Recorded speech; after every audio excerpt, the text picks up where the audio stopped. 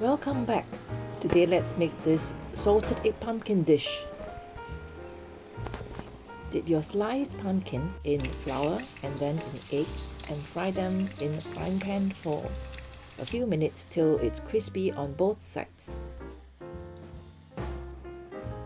Chop up 4 salted egg yolks. Add a little butter to the frying pan before adding the egg yolks.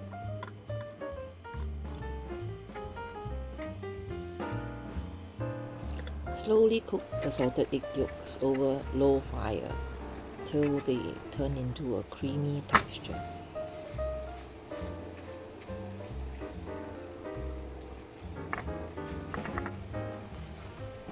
Flavor the creamy paste with some chicken granules.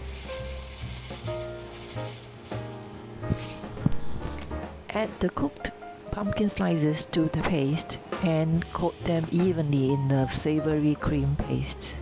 And you're done. Simple and addictive. Enjoy!